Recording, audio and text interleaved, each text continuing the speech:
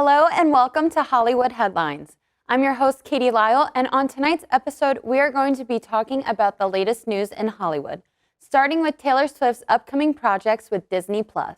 Hollywood Headlines starts right now.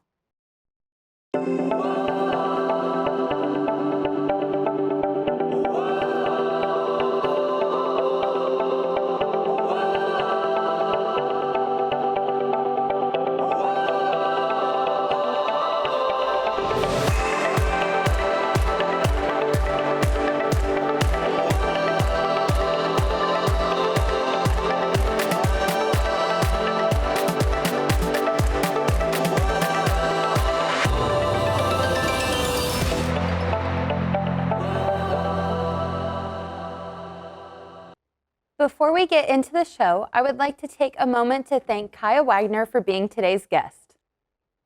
Fresh off the end of the Eras Tour and the release of her new album, singer-songwriter Taylor Swift announced the release of a second concert film and docuseries titled The Final Show and The End of an Era, respectively. Both projects will premiere later this year through Disney+.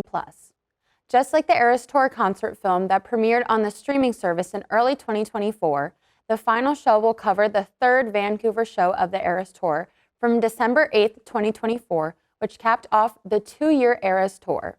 Directed by Glenn Weiss, the film will differ from the 2023 Eras Tour by featuring the setlist of the Eras Tour's second leg, which featured new songs from Swift's 11th album, The Tortured Poets Department. The End of an Era, directed by Don Argett and co-directed by Sheena M. Joyce, will take viewers on a behind-the-scenes look through the, quote, development, impact, and inner workings, end quote, of the highest-grossing tour of all time. The first 2 episodes will premiere alongside The Final Show on December 12th, 2025. Kaya, what are your thoughts on Taylor Swift? Are you excited for the concert film? Hot take, I'm really not. No? Yeah. I'm kind of over her. Yeah, no, for real. I do feel you. I like Taylor Swift. Yeah. But I'm like, girl. It's like oversaturating the market. It is. It's like last year, every single headline was of Taylor Swift doing this, Taylor Swift and Travis Kelce doing that. Yeah, you know and I what don't care anymore. Yes. Honestly. Yeah. Like, give me someone else to hear about and care about. I just, especially with the Eras Tour, it was there for 2 years. It had its moment. They already had a film. And it was huge. It was huge. They were arena, right? That's the word. Yeah, arena tours. Yeah, and I'm pretty sure. Arena shows, not yeah, arena most tours. of them probably sold out as well. Because, Oh, yeah. And she's great. Like, I do appreciate her earlier music. However, like, I have not listened to Folklore, Evermore, like, from there on. See, I, up until the most recent album, have found merit and liked everything, but Life of a Showgirl wasn't. Yeah. Did you listen to the full thing? I did, because I hate saying I'm a Swiftie because I know people who are bigger Taylor Swift fans than I ever was. Right. And there's so many artists, even just like female artists, I think deserve more fame at this moment. She's had a lot of spotlight throughout her career. Yeah. So I definitely think that like newer artists like who are on, like coming up like with Olivia Dean. Yes, I love Man I Need. That's such a good song. But yeah. she's great. But I think it's time for her to maybe move take on some from the time Eras off. Tour. Yeah.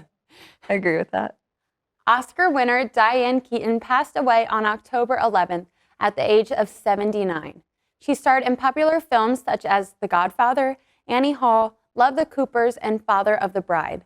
The actress died from primary bacterial pneumonia, with her family sharing, quote, "The Keaton family are very grateful for the extraordinary messages of love and support they've received these past few days on behalf of their beloved Diane, who passed away from pneumonia on October 11th, end quote. Keaton's loved ones have also been encouraging donations to local animal shelters and or food banks to honor the actress, as they were 2 causes close to Keaton's heart. In addition, a slight controversy has arisen after it was revealed that she left $5 million to her golden retriever, Reggie. Kaya, have you ever watched anything with Diane Keaton in it? I did watch the first Godfather. I've not watched the other two yet. I probably should. I just chronically hate sequels. No, Um, valid. Yeah. but I saw Love the Coopers like shortly after it came out. I think that came out in like 2015, and I vaguely remember watching it with my mom. Okay. But outside that, I know she used to be a really big actress. I know she was really talented. I just haven't seen a whole lot that Yeah. she was in. I'm terrible because I honestly have not seen The Godfather, which is like honestly like one of my dad's, I'm pretty sure, favorite like movie franchises, and I just haven't watched it. And I haven't seen Father of the Bride. Oh, I haven't seen that. Many people know that I'm not very well versed in my movies, so I stick to one genre and stay with it. But what do you think of her leaving that money for her golden retriever? That's insane. Right? $5 million? Well, I could see, as an animal lover, I could see a world of, if I ever got rich, possibly leaving it to a shelter, making arrangements to make sure my animals are taken care of, sort of thing. Right. But that's a lot for a dog. Yes. It reminds me of Turtles All the Way Down, where like the one son's a billionaire, and his entire fortune's getting left to Tuatara, which is a lizard. Oh. Like that's what I thought of. Yeah, and that sounds, pretty much the same situation. Just different animals. Yeah. When we come back from the break, we will be talking about a reveal for a new cast member in Wicked for Good. Hollywood Headlines will be right back. Just like that microphone, stay plugged in, everybody. What's up, nerds? Welcome to Plugged In, the source for all things pop culture. New episodes are available to view on YouTube every Thursday.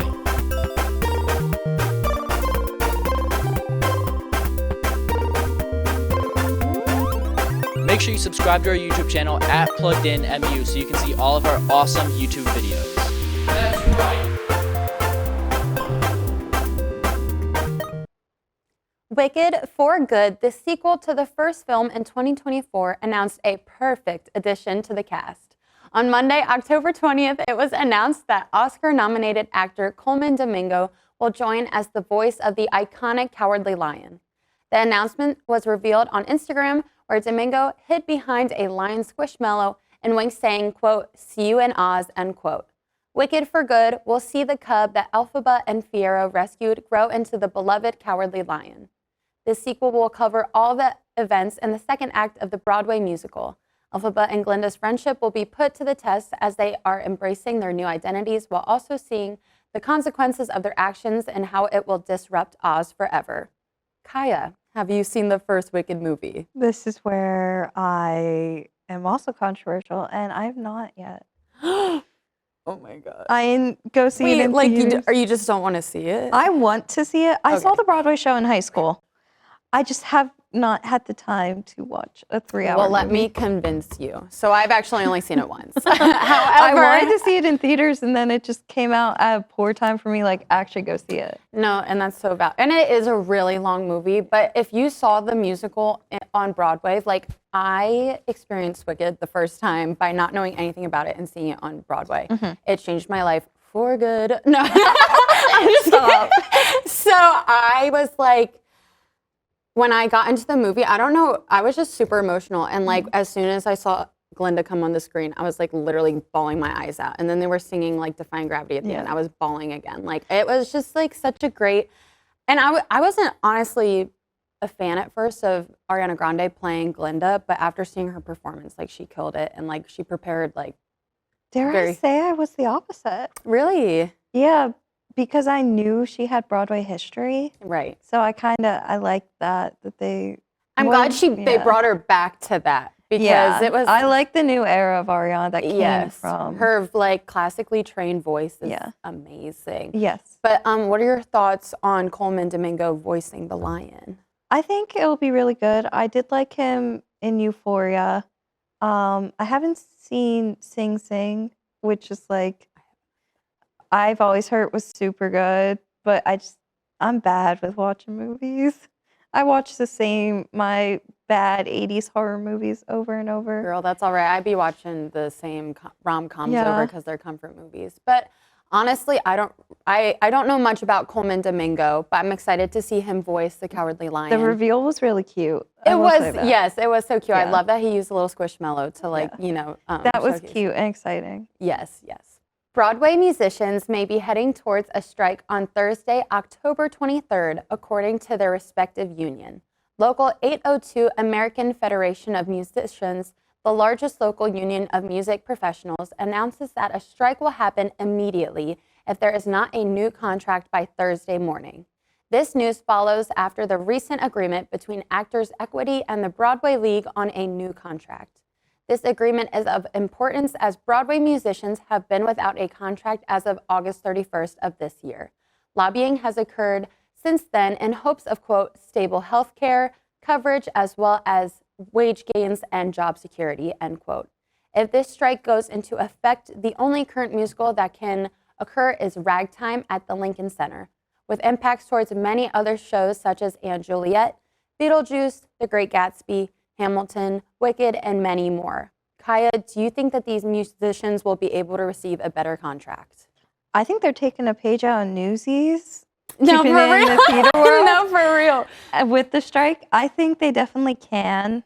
A lot of it's going to come down to the people in charge, if they see this, if they think it's a big enough impact.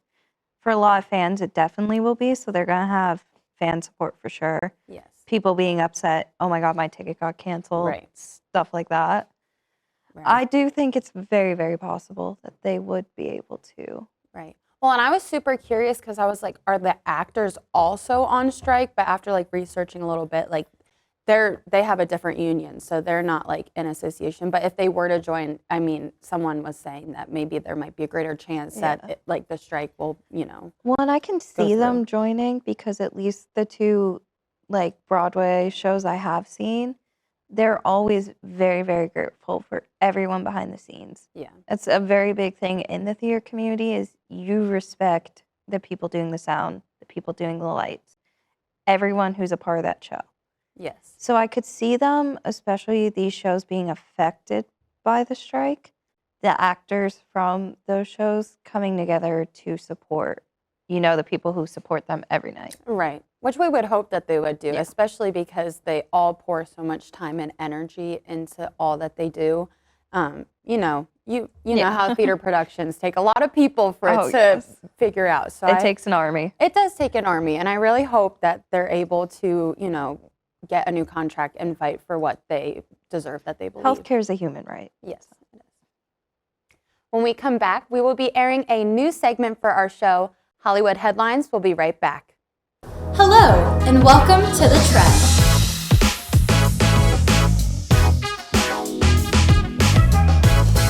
We're a show that gives you the latest and greatest in trending news. Be sure to follow our channel at The Trend MU. New episodes are available to view on YouTube every Friday here at The Trend.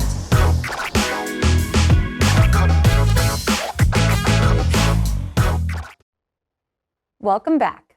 With all kinds of new albums and singles dropping every day, there's always new music to be listening to. That's why we're going to be providing a new segment. Let's take it away. Hello everyone, welcome to METV Mixtape. I'm Kevin Lynch, producer of Hollywood Headlines. And I'm Michael Keehan. Today we are going to be listening to a song for the first time. This week it'll be Asking for a Friend by the Foo Fighters. Kevin, you excited? I'm excited. Yeah, I haven't listened to the song yet, and I haven't listened to Foo Fighters actually in quite a while, so I'm very excited. I mean, I think the only song I've really listened to them is Pretender. That's a pretty good song, but That's yeah, man, I'm really surprised they're still. They've been making a lot of music, so can't wait to see what they're up to. Mm-hmm. All right, so we are going to play Asking for a Friend for the first time, and once it's done, we're going to show you our thoughts.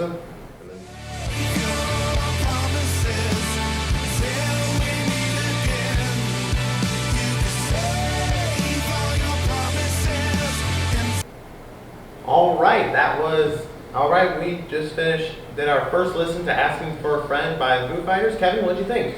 I really liked it. It still had the great rock elements that Foo Fighters fans have always loved. It reminded me of times of like Everlong, The Pretenders, you mentioned earlier, Best of You. But I definitely noticed it's a lot more intense now, especially towards the end. Like I love the guitar solos. Yeah, I also noticed the drums. They recently hired Ilan Rubin as Yes. the drummer. Yeah. He used to play with Nine Inch Nails. So Oh, I didn't know that. That's cool. yeah, that's kind of so like his drumming is very very noticeable in the song. It's a lot heavier than usual, and yeah, it's kind of neat. And as for the vocals, Dave Grohl, Dave Grohl is kind of like a mix between like your typical like grunge artist and maybe a little kind of like mix of post, kind of right between like regular grunge and post grunge. Yeah. And I think it definitely is holding up well. But still, it's not exactly the most cutting edge song. Although, as you said, the rock elements definitely hit you. I love the guitar solo. That was probably my favorite part. Yeah, absolutely. The lyrics were great overall as well. I didn't really see they were kind of just like there. Nothing really specifically stood out to me. I am interested in see what Foo Fighters does next. I haven't been a lot of rock artists lately, so it is kind of wondering what the old schools are up to. Yeah. All right, so that was MUTV mixtape for Hollywood Headlines. I'm Michael Keehan. I'm Kevin Lynch. Yeah. And thank you for watching, and back to you at the desk. Well, that's all we have for tonight's episode. But make sure to come back next week for the latest news in Hollywood. A big thank you to Kaya Wagner for coming on today's show. I'm Katie Lyle. Have a great week, Millersville.